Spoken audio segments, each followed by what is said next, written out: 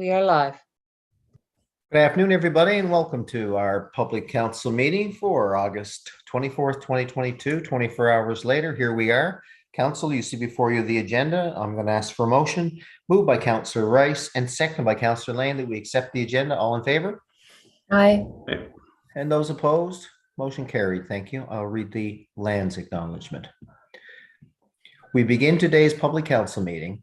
Oh, I'm sorry, guys, my screen just froze. By acknowledging the province of Newfoundland and Labrador as the ancestral homelands of many diverse populations of Indigenous peoples, including the Biotech, who have contributed to 9,000 years of history on the island of Newfoundland. Today, this province is home to diverse populations of Indigenous and other people. We acknowledge, with respect, the diverse histories and cultures of the Mi'kmaq, Innu, and Inuit. We honor this beautiful land together as we strive for collective healing and true reconciliation. Next on the agenda, Council, is the minutes from the public council meeting on August 9th. Please review and report any errors or omissions before we adopt those minutes. Not seeing or hearing from anybody, I'm going to then, on the motion of Deputy Mayor Kiley and Councillor Fry, that we accept the minutes as presented. All in favor? Aye. And those opposed? And that is carried as well. Thank you. Business arising from those minutes, please quote the item number either in the action report or the minutes.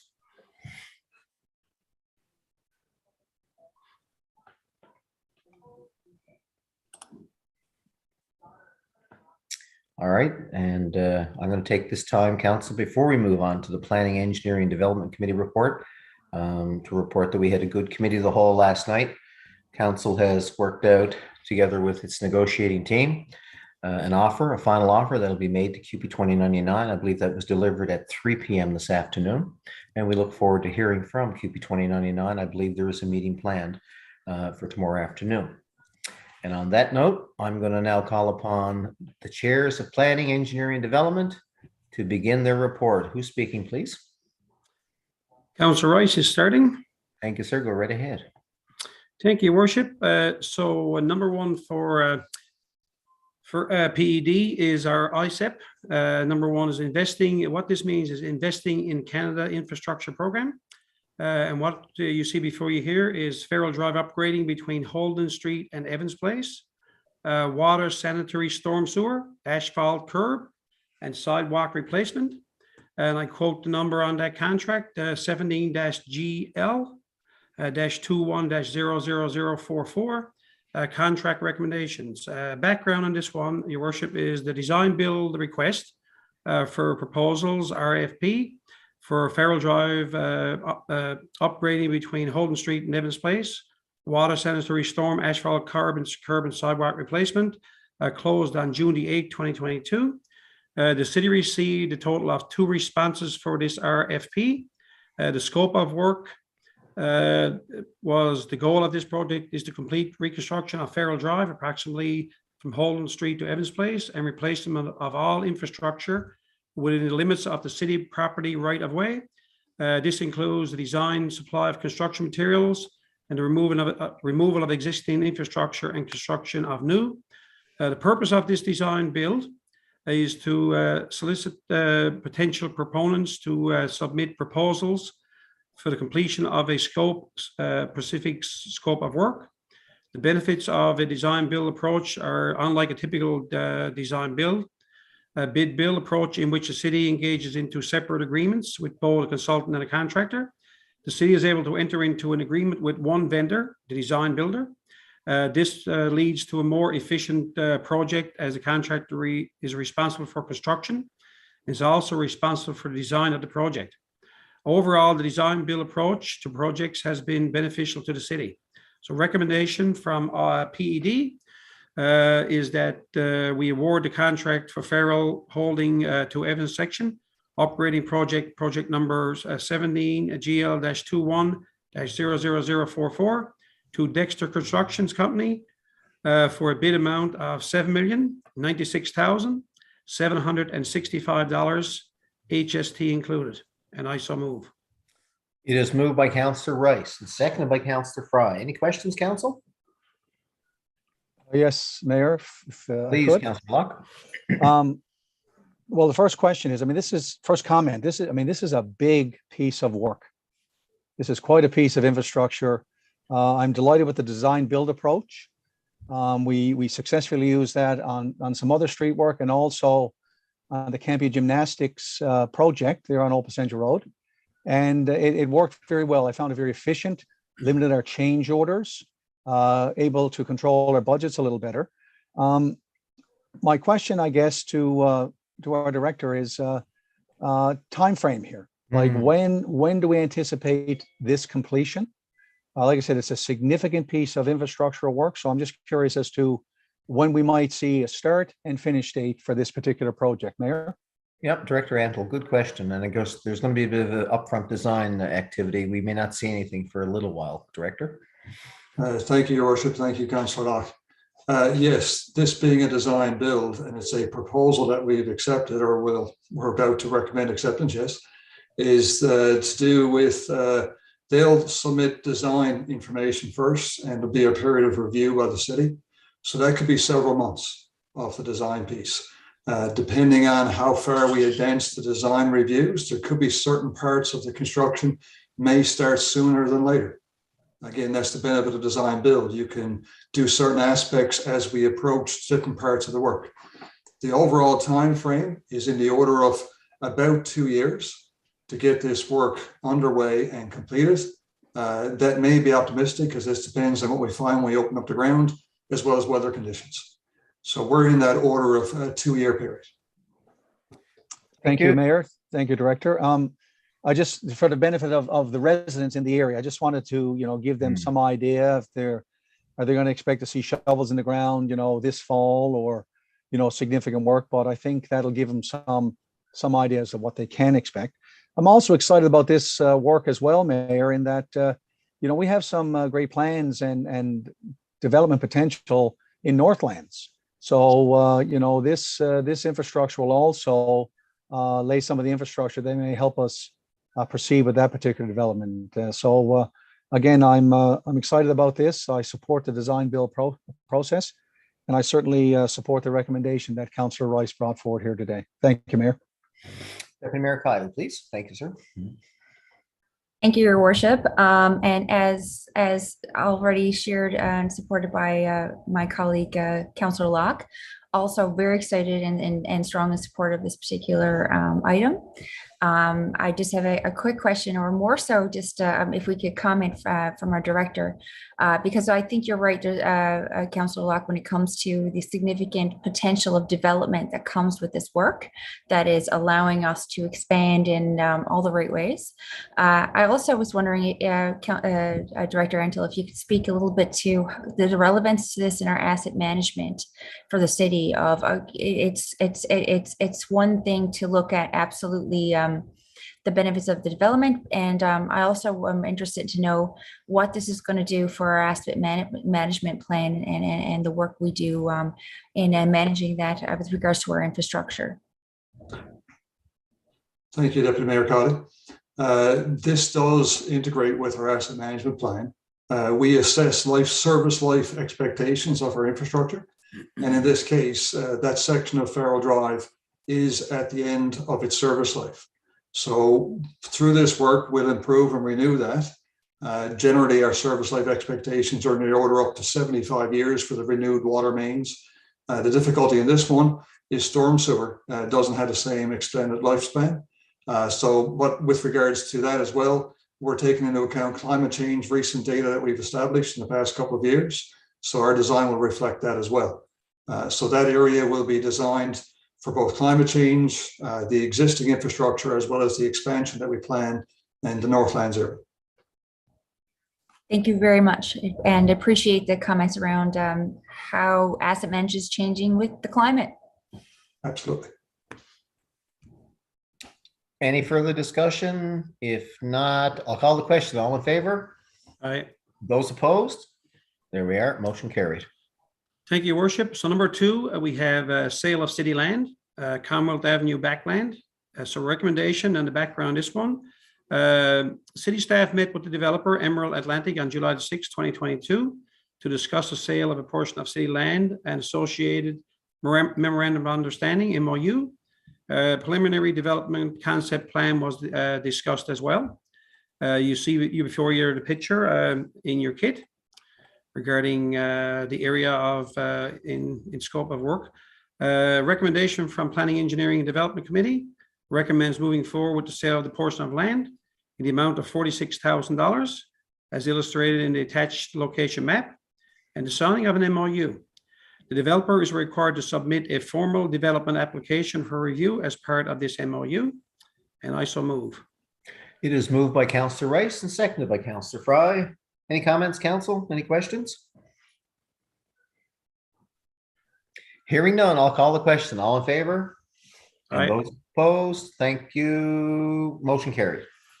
Thank you, Worship. Now I'll pass over our next couple to my colleague, Councillor Fry. Thank you, Councillor Rice. Next on our agenda is the building and occupancy permit listing, and the Planning, Engineering, Development Committee recommends that the building permits issued for the period showing a total construction value of $601,000 be approved, and further that the occupancy permit list be accepted as presented. And you can see those here in your kit. I just want to take this opportunity to remind the public the reason for obtaining permits. And permits are required for things like building a shed, driveway, exterior renovations, roofing, practically anything. And the reason for that is so that the city can ensure that the work is inspected and then it is done within our regulations. The downside to that, if somebody continues to do work without a permit and the city inspects it to find that it's not within our regulations, you can be made to remove the structure or the work or whatever it is that's been done. So I just want to remind people the reason why we have building permits and that type of thing. It's more so for the protection of residents and our regulations. And I don't know, Director Randall, is there anything that you can add to that? Well said, Councillor Fry. The only thing I would add is particularly in relation to safety. We do check for things like building code compliance and such as matters as that. So, right, because I have to admit, before I got on council, I wasn't aware of the reasons for permitting. So I just wanted to bring that forward here now. And getting back to here, I so move that these permits be the listing be accepted as presented. Moved by Councillor Fry, thank you, and seconded by Councillor Rice. I note their Noodles Express is open, and I see the development permit. They're a new restaurant on Commonwealth Avenue. So that's good news for the culinary desires of many in our community, along with some couple of other businesses and a brand new double dwelling. Any questions, council? Mayor, if I could? Yes, please. Not really a question. I appreciate Councillor Fry's explanation of, the reason for permitting. And she was spot on with all that she mentioned, but also it's a protection of the resident that's seeking the permit to make sure that they are in compliance with our regulations to prevent any, shall we say, headaches or unforeseen, yes, or unexpected. They're not deliberately out to break any regulations, but this, by getting an application and putting the plan in before our qualified staff, they get assurances that what they're doing is within our regulations.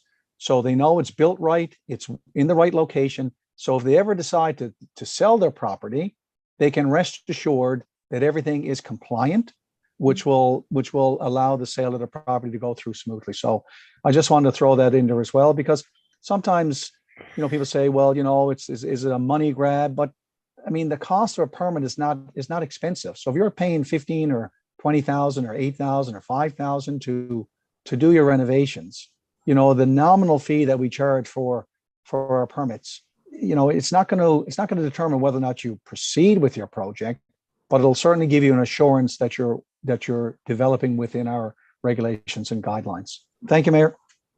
I'll call the question. All in favor? All right. Contrary-minded?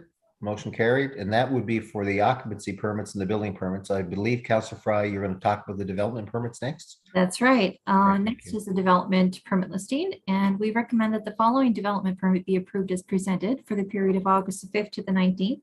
And that is for Adams Consulting, which is Braeside Manor. and it's a new building personal care home on Mount Carson Avenue. And I so move. It is moved by Counselor Fry and second by Counselor Rice. All in favor? Aye. Motion carried. Good news for a certain demographic within our community and within the region. Carry on, Counselor Rice, or Counselor Fry, sorry. Finally, for our committee, Your Worship, is the Capital Works projects update. So as everyone knows, the Commonwealth Avenue Bridge repair, concrete repairs are ongoing. The sidewalk and bridge rail repairs, and approximate completion will be within about 3 weeks or so. And then we're going to move on to the bridge work on Dunn's Bridge on Park Avenue. And that work should start within 2 to 3 weeks subsequent to the completion of the Commonwealth Avenue Bridge work. We didn't want to do both at one time for obvious reasons, because that would pretty well shut down both entrances to the city. So we're going to do the Dunn's River Bridge right after we do the Commonwealth Avenue Bridge. Very important work to have done. Then we have the Smallwood Drive asphalt renewal. The culvert replacements are complete and paving is almost complete, I believe. And this one is exciting. This one is a St. David's Avenue Smart Accessible Playground. So the topsoil, grading, and concrete walkways are complete. The playground structures are being assembled on site now. So the rubberized surface will be installed probably the first week of September. So that one is coming together, and that's one that we're all really proud of. And finally, our asphalt and concrete contract has been awarded, and work is currently ongoing at various locations throughout the city. And that's it for me this evening, Your Worship. Thank you. Great updates. And now we'll move on to the Corporate Services and Public Works Committee. And I'm going to call upon, I believe, I'm looking at the screen, that would be Councillor Locke. Thank you. Thank you, Mayor. I'll take the first two items and then I'll turn it over to Deputy Mayor Kiley to conclude the third item on our report. My first two of mine are pretty brief. The first is the invoice for council approval. And you can see here we have one for this particular meeting at $23,012.93. And that's for provincial investigative services, our video and security camera services that we've been employing. And I move that this amount be accepted as presented. It is moved by Councillor Locke, seconded by Deputy Mayor Kiley. Any question? Hearing none, I'll call the question. All in favor? Aye. Those opposed? That motion is carried. I'll be back to you, Councillor. Thank you, Mayor. The second item for me is our payment register. And this is for the period of August 5th to August the 18th of 2022. You can see them in our kit. They're right after item 3 there that Councillor or Deputy Mayor Cotty will address. But you can see that they total $280,620.13.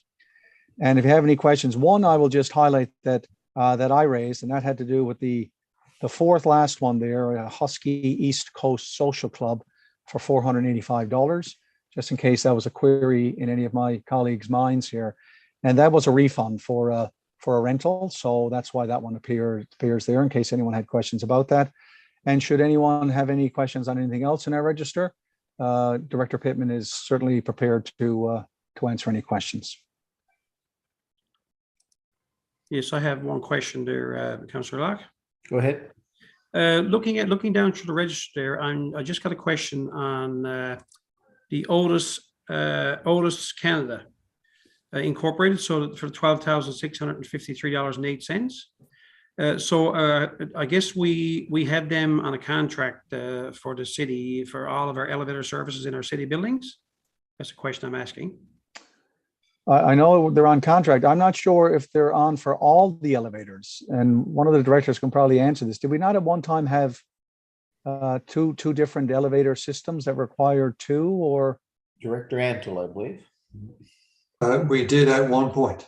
Yes. And we did make that change with a contract that we went out subsequent. So Director Etler, would this be for like maintenance and repairs or just maintenance only?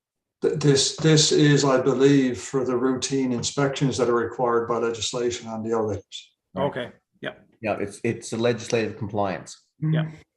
Okay. Thank you. Question answered. Any others? No need for a motion. No. Thank you, Mayor. I'll turn it over to Deputy Mayor. Okay. Thank you, Your Worship. Thank you, Councillor Locke. I'll provide the final item from our committee updates, and it's in relation to our public works status updates. So work that's being done currently around the city. I'd like to report that garbage collection continues on a bi-weekly basis at this time, as well as the parks and playgrounds are open and the sports fields are being mowed at this time. Parks, playgrounds, and open spaces are being mowed, as well as trail parks and litter collection is ongoing. We are addressing graffiti whenever it needs to be addressed, or certainly you reach out and contact us anytime in which you see or observe that type of markings throughout the city. Also, the inspection and maintenance of lift stations and pump houses continues, along with water sampling that continues daily, which is quite important. And finally, the flower planters and hanging baskets are being maintained at this time. And that concludes the status of updates of work being done throughout the city through Public Works. Now we're going to move on through the agenda. We're on to the Recreation and Community Safety Report led by tonight, Councillor Antle. Go ahead. Worship, thank you very much. I'll start off, and the first one is dealing with our cancellations and refunds updates. For the information of the public, most refunds now and cancellations of facility memberships and aquatics up to August 21st have been completed. And just a gentle reminder to all who have registered or paid online and will receive the refunds automatically. Anybody who registered or paid in person or would have in contact regarding their refund, please be patient. Our staff are working with it as fast as they possibly can. You'll get your refund. And thank you very much. And now I'll pass it over to Councillor Lane. Thank you very much, Councillor Antle. I'll take the second part of our report. So for us, we have swimming lessons and fall sessions. The swimming registration / lessons for the fall sessions continue to be placed on hold due to the ongoing labor disruption. Information related to registration and programs will be provided when possible. And that's it for us this evening. Thank you, Your Worship. Thank you very much. Now, folks, we before we do the roundtable, I want to just jump in. Thanks to Director Antle, a little correction on that development permit for Adams Consulting on Mount Carson. The address is really 103 to 115 Mount Carson, just so the minutes will reflect that. So all is good. And now for the roundtable, I would like to know who went first last time. I believe if I look at the minutes. Councillor Rice was first in the last roundtable. Yeah, I was first last Oh, time. was he now? Okay, so if that's the case, we're going to move over, I believe, to Councillor Lane. Thank you. Thank you very much. Just a couple of things for me this evening. So the first one, I just wanted to extend congratulations to the Mount Pearl girls under 11 team on the back-to-back gold medal wins at both the Sunsplash and the Newfoundland Soccer Association mega tournaments. So a huge congratulations to them. I'd also like to extend congratulations to the men's 60+ slow pitch softball team on winning their tournament as well. So huge congratulations to them. And that's it for me this evening, Your Worship. Thank you very much. Thank you very much. Moving over to Councillor Fry. I don't really have much this evening, Your Worship. The only thing I wanted to mention was that Craig Pollitt, who is CEO of Municipalities Newfoundland and Labrador, has announced that he will be stepping down as CEO. And he has done an extraordinary job over the last 20+ years. So I would like to, if we could perhaps send him a letter and thank him for his work. And congratulate him. And as well, just for the information of public, they are going to be recruiting that position in the near future. So if anybody is interested, it's a great position and a great opportunity to make a difference within the municipal sector. And that's it for me this evening, Your Worship. Thank you very much. Moving around the table, the chamber table, back now it's over to Councillor Locke. Thank you, Mayor. I too want to extend congratulations to Mr. Pollitt as well. The only other item for me, I wanted to mention, the excitement that Alex Newhook brought to our province. I was at the Confederation building when he did arrive with the cup. And I was delighted to see there was quite a crowd of Mount Pearlers at the celebration, and a lot of young athletes. And Alex was just such a generous a young gentleman with his time and his comments. But when they finally announced where the lineup was to get your picture with the cup, man, did the kids ever go wild. So it was just, it was so heartwarming, and they shouted with pride that they were part of the Mount Pearl Blade system and Mount Pearl minor hockey. So it was great to see. So again, I just want to extend congratulations to Alex, and I'm sure he's going to have quite a career ahead of him. Thank you, Your Worship. Oh, thank you. Deputy Mayor Conley, please. Also, my gratitude to Mr. Pollitt, who is going to be retiring or moving on to another position, and as my colleagues have identified, as such a great, incredible person and leader in the role of all things of growth and development in municipalities. And similarly, Councillor Locke, I had the opportunity to be on the steps, and it was incredible to see just the amount of pride of having the cup back home again, and just seeing just the amount of Mount Pearlians there and young hopefuls that looked there. And I remember at one point was asked in the crowd, a young girl had said, you know, who's your favorite player? And it was her colleague right next to her. And that was wonderful. It's just very great to just recognize when you have those sort of opportunities, the potential and the pride that we have with regards to our young athletes in our communities. So great. I also wanted to just send a thank you to the Pipers this week who did a fill the bus opportunity just right outside of the of their facility, and that's an important part. And I just wanted to identify that it's back to school season, and to support those kind of fill the bus opportunities. At the time, the organization that they were supporting was the Association for New Canadians. This is an organization that it is certainly a provincial-wide organization, but we see the value of it in our community. Many of the Syrian families that are sponsored and living within Mount Pearl, many of the also Ukrainian families that have been sponsored and coming in, the works is greatly supported by this organization. So a lot of New Canadians and a lot of our families within Mount Pearl will be supported and will directly be accessed to that. And while the Fill the Bus had happened this week, my understanding from when I connected with the organization, there's many ways in which you can donate supplies and ways to do that. So those are the two items I have for the roundtable tonight. Thank you very much. Thank you. We're going to move to Councillor Antle now. So I just got one, and that's like send out congratulations, and maybe a council congratulations to Gary Martin. He's a resident of Mount Pearl, and Gary was the chef de mission for the Newfoundland and Labrador Summer Games in the Canada Games. And Gary's been quite active in sports, and I think this is his second or third time doing this same position. And as far as I know, he did an outstanding job. And maybe we can send a little note from the city congratulating him on his job. And that's everything from me, Your Worship. And finally, back to the person who was first last time, Councillor Rice. Thank you, Worship. Just a few things from me. One item I'd like to say that was in our capital list report project. I'm very excited to say about St. David's Smart Accessible Playground.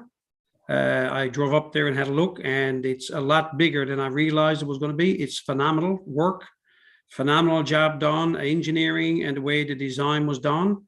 Hats off to our engineering department. And I guess putting out what we wanted.